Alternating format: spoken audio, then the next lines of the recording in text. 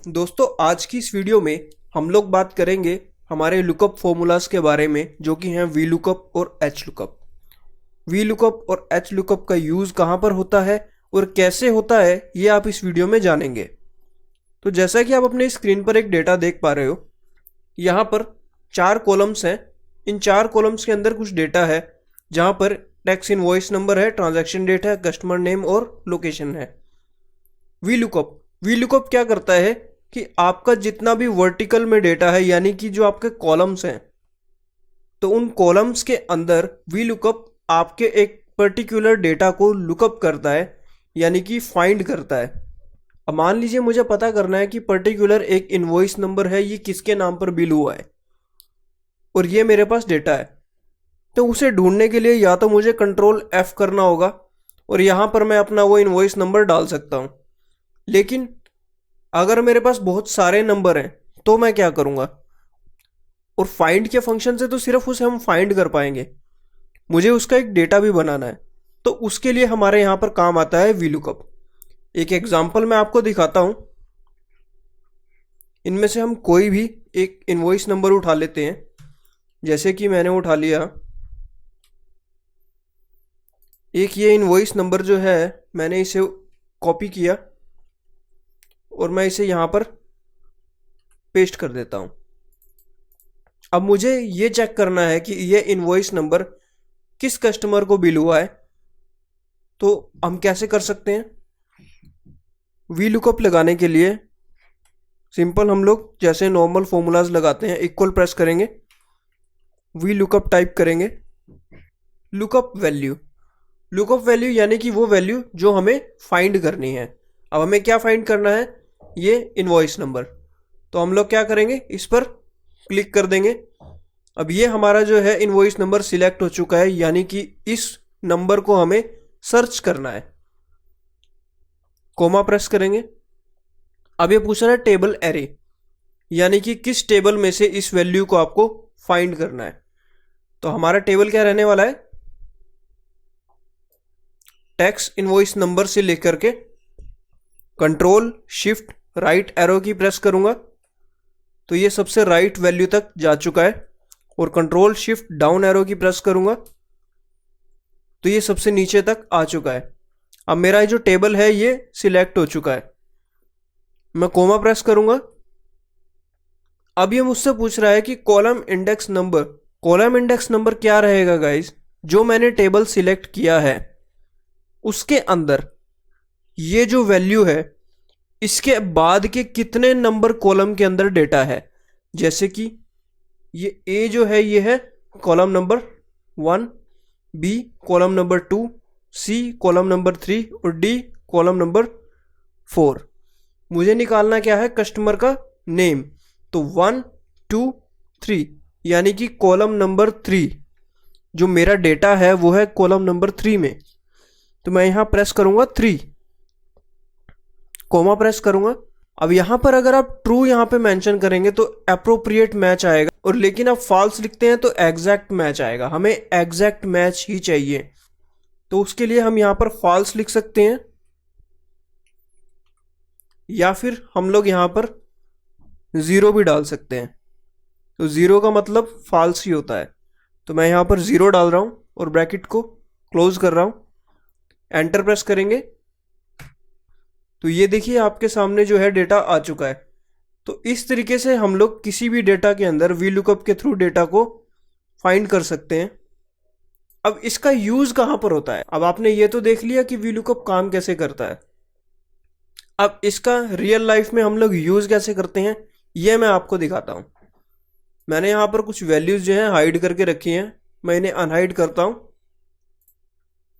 अब ये एक क्वार्टर का डेटा है जिसके अंदर कुछ डिटेल्स आपको यहाँ पर दिखाई दे रही हैं कि कस्टमर कहाँ का था, कस्टमर का क्या नाम है, कौन सा बिल नंबर है, कब बिल हुआ था, ट्रैकिंग नंबर क्या है, और डिस्पैच कब हुआ था, और बिल का अमाउंट क्या है। ये एक छोटा सा डेटा है। अब ये डेटा यहाँ पर देखिए कितना सिंपल सा दिखाई दे रहा है। ये डेटा एक्चुअल में ऐसा नहीं है, ये वी लुकअप से बनाया गया है। एक्चुअल जो डेटा हमें मिला था वो ऐसा है। अब आप देख सकते हो कि ये डेटा कितना कॉम्प्लिकेटेड है। अब वी लुकअप यहाँ पर काम आता है कि इतने सारे डेटा के अंदर से आपको अगर कोई वैल्यू फाइंड करनी है तो उसके अंदर हमारा जो है वी लुकअप काम आता है। तो इसके अंदर 1360 रोज हैं, इतने सारे इनवॉइस नंबर्स हैं, देखिए कितने सारे इसके अंदर सेल्स हैं, 57,145 सेल्स हैं। तो इतने बड़े डेटा के अंदर हमें जब वैल्यू फाइंड करनी हो तो यहाँ पर हमारा जो है वी लुकअप काम आता है। तो चलिए हम लोग इसी डेटा को यहाँ पर बनाते हैं। अब हमारे पास क्या है, यहाँ पे टैक्स इनवॉइस नंबर चाहिए सबसे पहले तो हमें, तो वो हम कैसे निकाल सकते हैं। अब यहाँ पर आप इस डेटा में देखोगे एक ही टैक्स इनवॉइस नंबर कई बार है, क्योंकि एक इनवॉइस के अंदर कितनी आइटम्स बिल हुई हैं इसके हिसाब से यहाँ पर अलग अलग इनवॉइस नंबर मेंशन हुआ है। तो हमें अपने डेटा के अंदर अलग अलग से इनवॉइस नंबर नहीं चाहिए, हमें एक ही बार एक इनवॉइस नंबर चाहिए। तो इनवॉइस नंबर उठाने के लिए हम सबसे पहले बड़ा ही एक इजी सा तरीका यहाँ पे लगा सकते हैं, alt D P enter enter enter. ये हमारा क्या आ गया, पिवट टेबल। अब ये टेबल कैसे काम करता है ये मैं आपको अपनी पिछली वीडियो में बता चुका हूँ। अब यहाँ पर देखिए सभी टैक्स इनवॉइस नंबर जो हैं वो एक ही बार आ गए हैं। तो मैं सिंपल क्या करूँगा, अपने टैक्स इनवॉइस को यहाँ से कॉपी कर लूँगा और अपने डेटा के अंदर पेस्ट स्पेशल कर दूंगा।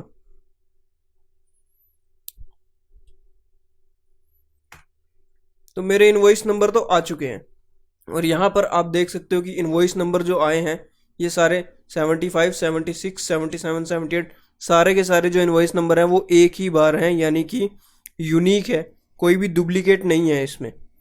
अब ये हमने ऐसे क्यों उठाया, क्योंकि वी लुकअप को लगाने के लिए हमें कम से कम एक वैल्यू ऐसी चाहिए जिससे हम डेटा को फाइंड करेंगे या लुकअप करेंगे। क्योंकि अगर एक भी वैल्यू नहीं होगी तो वी लुकअप आप नहीं लगा सकते, आपको एक वैल्यू तो चाहिए ही चाहिए। तो एक वैल्यू मेरे पास आ चुकी है जो कि यूनिक है इस डेटा के अंदर। तो सबसे पहले मुझे क्या चाहिए, ट्रांजैक्शन डेट, कि इस इनवॉइस की ट्रांजैक्शन कब हुई है। तो हम लोग वी लुकअप का फॉर्मूला लगाएंगे, वी लुकअप। हमसे पूछ रहा है लुकअप वैल्यू, हमें किस वैल्यू को लुक करना है, वो हमारी वैल्यू ये रही। कोमा प्रेस करेंगे, टेबल एरे, यानी कि अब हमें टेबल सिलेक्ट करना होगा जिसके अंदर हमें वो वैल्यू चाहिए।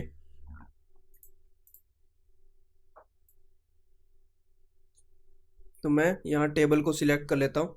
अब ये देखिए ट्रांजैक्शन डेट जो है वो यहाँ पर है, कॉलम नंबर 5। इसके ऊपर आप ध्यान से देखेंगे तो आपको यहाँ पर लिखा हुआ दिखाई दे रहा है, एक्स बना हुआ है और साथ में लिखा है 5C। 5C यानी कि 5th कॉलम। तो हमें जो वैल्यू उठानी है वो 5th कॉलम में से ही उठानी है। तो मैं चाहूँ तो यहाँ पर भी टेबल को रोक सकता हूँ, लेकिन मैं पूरा का पूरा टेबल सिलेक्ट कर रहा हूँ ताकि मुझे टेबल जो है बार बार सिलेक्ट ना करना पड़े, क्योंकि मुझे यही वी लुकअप का फॉर्मूला जो है बार बार लगाना है। तो टोटल इसमें कॉलम अभी दिखा रहा है आपको 42। टेबल सिलेक्ट कर लेने के बाद मैं कोमा प्रेस करता हूँ। अभी देखिए कोमा प्रेस करने के बाद ये मुझसे क्या पूछ रहा है, कॉलम इंडेक्स नंबर, यानी कि कौन से नंबर कॉलम में से मुझे वैल्यू उठानी है। तो जैसा कि आपने देखा था कि हमें इस ट्रांजैक्शन डेट के अंदर से वैल्यू उठानी है। ये हमारा कॉलम नंबर क्या है, 1 2 3 4 5। तो मैं यहाँ पर डाल दूंगा 5 डाल देने के बाद कोमा प्रेस करूंगा। अब मुझे अप्रोक्सीमेट मैच चाहिए या एग्जैक्ट मैच चाहिए, मुझे एग्जैक्ट मैच ही चाहिए। तो मैं यहाँ पर फॉल्स भी टाइप कर सकता हूँ, 0 भी टाइप कर सकता हूँ। तो मैं यहाँ 0 टाइप कर रहा हूँ, ब्रैकेट बंद, एंटर प्रेस करेंगे। अब जैसे ही मैं एंटर प्रेस करूँगा मैं अपने आप अपनी उसी शीट पर आ जाऊँगा जहाँ पर मैंने ये फॉर्मूला लगाया है। एंटर प्रेस करते हैं, मैं यहाँ पर आ चुका हूँ। अब आप देख पा रहे हो यहाँ पर जो ट्रांजैक्शन डेट थी वो तो यहाँ पर डेट फॉर्मेट में थी, लेकिन यहाँ पर जब हम आए हैं तो ये एक जनरल फॉर्मेट में दिखाई दे रही है। तो आप इसको यहाँ से चेंज कर सकते हो। ये यहाँ पर डेट फॉर्मेट में आ चुकी है। मैं यही फॉर्मूला कंट्रोल डी करके अपने पूरे इस डेटा पर लगा दूंगा। तो अब मेरे पास पूरी जो है ट्रांजैक्शन डेट आ चुकी है। अब मुझे कस्टमर का नेम निकालना है।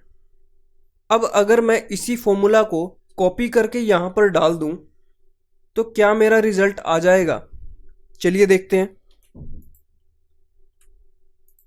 जी नहीं, ये देखिए यहाँ पर Na आ चुका है, यानी कि जो मेरा फॉर्मूला है वो यहाँ पर गलत है। गलत क्यों है? क्योंकि जैसे ही मैं इसे इस कॉलम से इस कॉलम पर शिफ्ट कर रहा हूँ तो जो मेरी वैल्यू है वो चेंज हो रही है।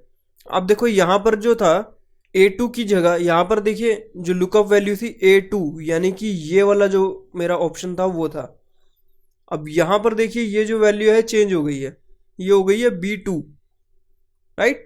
इसी तरीके से जब यहाँ पर हम थे तो हमारा जो टेबल था वो A से लेकर के AP तक था, यहाँ पर देख रहे हो तो B से लेके AQ तक हो चुका है। इस वजह से हमारे फॉर्मूला में चेंजेस हैं।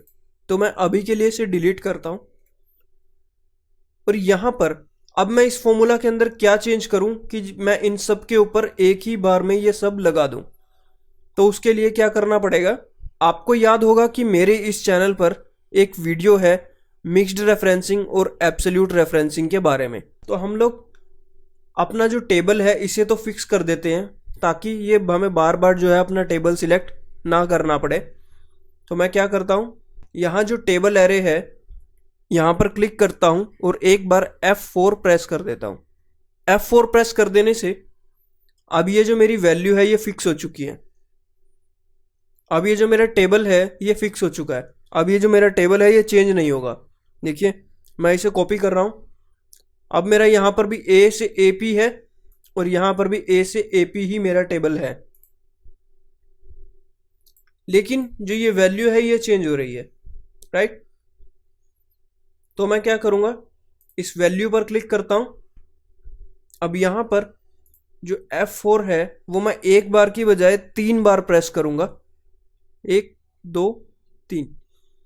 अब यहाँ पर आप देख सकते हो ये जो डॉलर का साइन है ये A के सामने आ चुका है। A क्या है, हमारा कॉलम है। कॉलम जो है हमारा फिक्स हो गया है, लेकिन जो 2 है यानी कि जो हमारी रो है ये रो चेंज हो सकती है।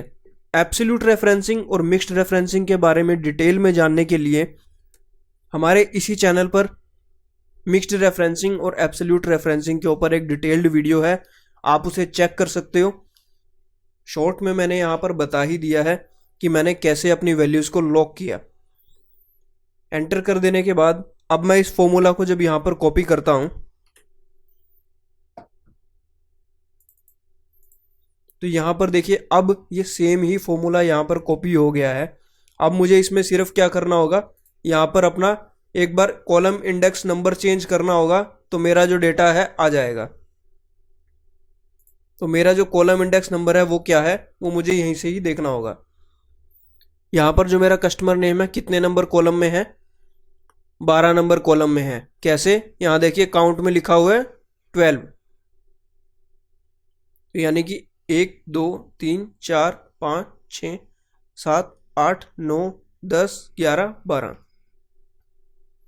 यानी कि 12 नंबर कॉलम के अंदर जो है मेरा डेटा है। तो अब मुझे अपने वी लुकअप वाले फॉर्मूला में जाना है और यहाँ 5 की जगह सिर्फ 12 एंटर कर देना है।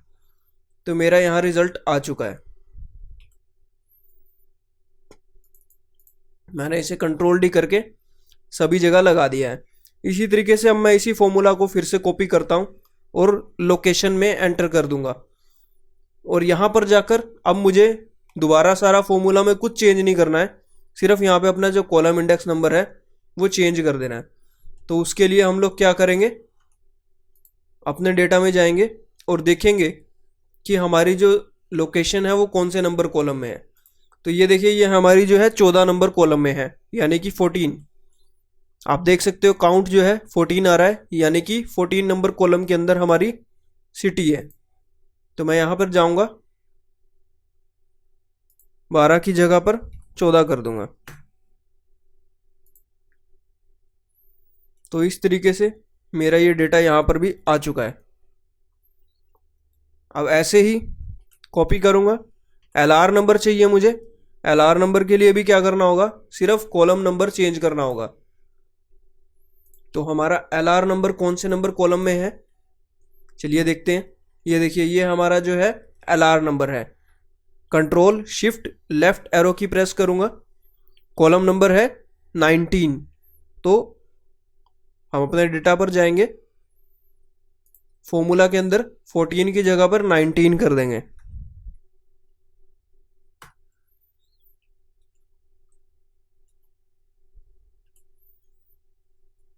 हमारी LR नंबर भी आ चुकी है। LR डेट निकालनी है, वही सेम यही फॉर्मूला जो है मैं कॉपी करके यहाँ पर डाल रहा हूँ। और LR डेट जो है यहाँ पर मैं कॉलम नंबर चेंज कर दूंगा। कॉलम नंबर फिर से वही निकालने के लिए हम लोग वहीं जाएंगे। LR डेट हमारी ये रही, कितना नंबर कॉलम है, 20 नंबर कॉलम है। तो मैं अपने VLOOKUP वाले फॉर्मूला पर जाऊंगा, 19 की जगह पर 20 कर दूंगा। तो मेरी LR डेट भी आ चुकी है।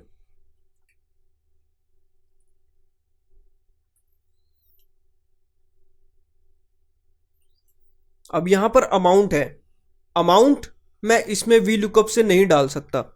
क्यों नहीं डाल सकता, मैं आपको डालकर दिखाता हूं। अगर मैं यहां पर अमाउंट भी VLOOKUP से डाल दूं,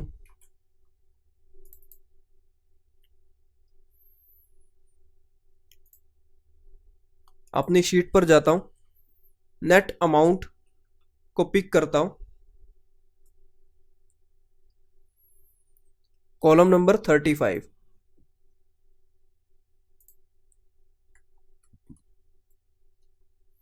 डेट की जगह जनरल करना होगा।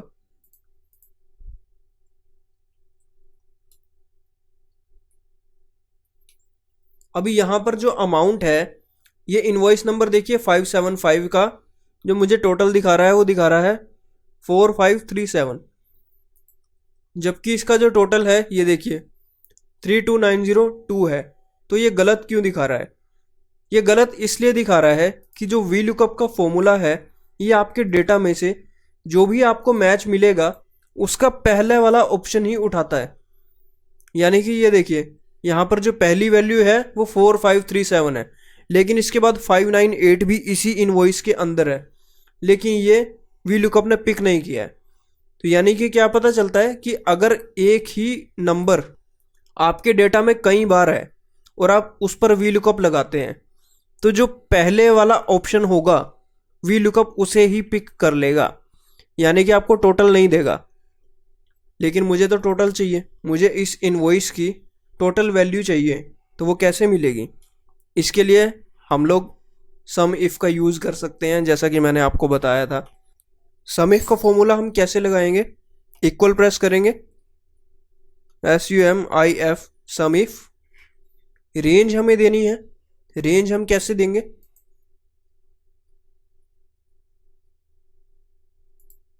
अपना टेबल सिलेक्ट करेंगे,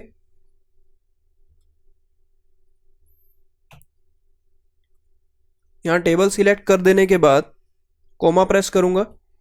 तो अब ये मुझसे क्या पूछ रहा है? क्राइटेरिया। क्राइटेरिया मुझे क्या देना है? मुझे अपना टैक्स इनवॉइस नंबर देना है। कोमा प्रेस करेंगे,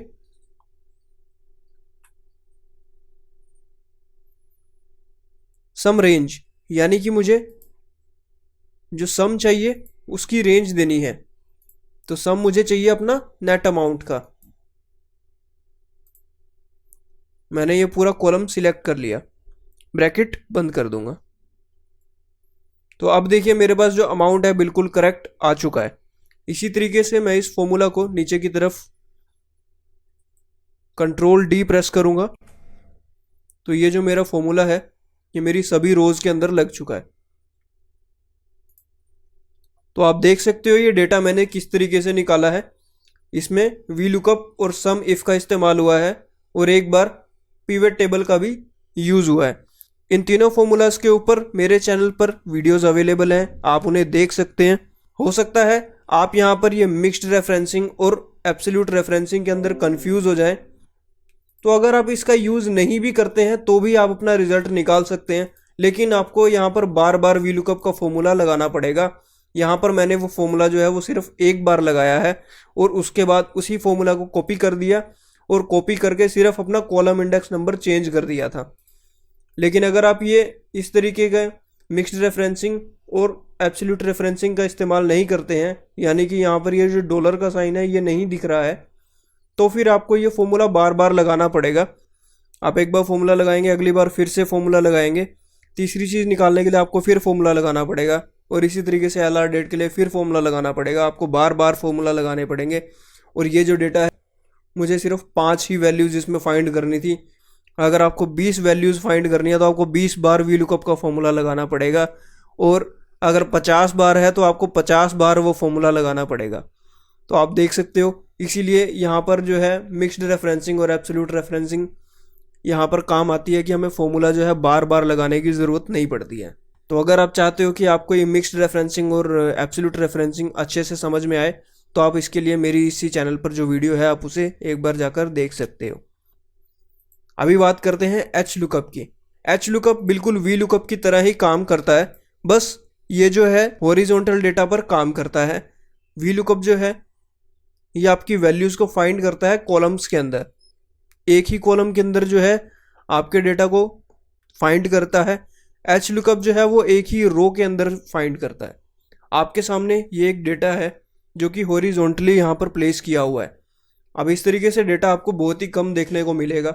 पर्सनली अगर मैं बताऊं तो मैंने एच लुकअप जो है कभी भी यूज़ नहीं किया है, हमेशा वी लुकअप ही यूज़ हुआ है। लेकिन आपको बताने के लिए मैंने अपना जो डेटा है इस तरीके से हॉरिजॉन्टल फॉर्म में यहाँ पर दिखा दिया है। अब एच लुकअप किस तरीके से काम करता है, अब मान लीजिए मुझे किसी भी टैक्स इनवॉइस नंबर के अगेंस्ट कस्टमर का नेम चाहिए, तो इक्वल प्रेस करेंगे, वी लुकअप की जगह एच लुकअप, सेम वही लुकअप वैल्यू पूछ रहा है। तो यहाँ पर हमारी लुकअप वैल्यू क्या है, मैं ये इनवॉइस नंबर को सिलेक्ट कर लेता हूँ, कोमा प्रेस करेंगे, टेबल एरे। टेबल एरे क्या है, मैं अपने इस टेबल को सिलेक्ट कर लेता हूँ, रो इंडेक्स नंबर, वहाँ पे कॉलम इंडेक्स नंबर होता था, यहाँ पर रो इंडेक्स नंबर है। कोमा प्रेस करूँगा तो रो जो है मेरी क्या सेकंड ही रो है, तो मैं यहाँ पर 2 प्रेस करूँगा, कोमा प्रेस करेंगे, रेंज लुकअप में हम लोग 0 डालेंगे एग्जैक्ट मैच के लिए, ब्रैकेट बंद, एंटर। तो आप देख सकते हो सिंगला मेडिकोज आ चुका है। तो सिर्फ इतना ही फ़र्क है एच लुकअप और वी लुकअप में। ज़्यादातर केस में वी लुकअप ही काम आता है, लेकिन अगर आपका डेटा जो है इस तरीके से आपके सामने है और आपको कोई वैल्यू ऐसे फाइंड करनी है तो यहाँ पर आपको एच लुकअप काम में आ सकता है। आशा करता हूँ कि आपको यह वीडियो पसंद आई होगी। कमेंट सेक्शन में आप अपना फीडबैक हमें ज़रूर दीजिएगा, इस वीडियो को लाइक कीजिएगा और हमारे इस चैनल को सब्सक्राइब भी कीजिएगा इसी तरीके की और वीडियोस देखने के लिए। धन्यवाद।